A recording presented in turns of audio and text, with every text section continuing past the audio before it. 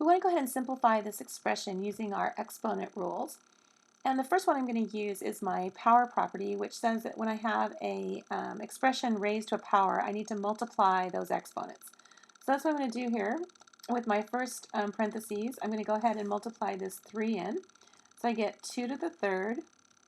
M to the negative 5 times 3 is m to the negative 15th. And n to the second to the third is n to the 2 times 3, or n to the 6th. I'm going to do the same thing with this negative 1. So I get 3 to the negative 1 and m to the negative 2. Then on the bottom, I'm just going to go ahead and write my m to the negative 2 times n to the negative 4th. And then I have a power of a power here, and I get m to the negative 2. Now, I see I have a lot of negative exponents here, so what I'm going to do is use my negative exponent rule, which allows me to take the reciprocal. So if I have a negative exponent up in the numerator, I can put it down in the denominator as a positive exponent, and vice versa. So again, I'm using my negative exponent rule and taking the reciprocal.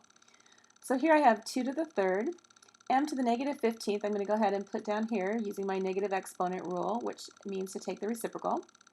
Then I have n to the 6th, 3 to the positive 1, m to the positive 2. Then this m to the negative 2 is going to come up here and be m to the positive 2, and n to the positive 4, and m to the positive 2. So now I've used my negative exponent rule, and now I'm going to go ahead and use my product rule, which says that if I am multiplying like bases, I get to add the exponents.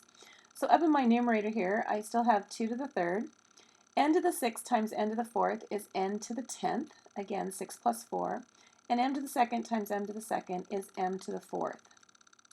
Now in my denominator, I have m to the 15th times m to the 2nd, which is m to the 17th, and I still have that 3 to the 1st power. Now to further simplify, 2 to the 3rd is 8, so I'm going to have 8 n to the 10th over m to the 4th, and 3 to the 1st is just 3, and I have m to the 17th.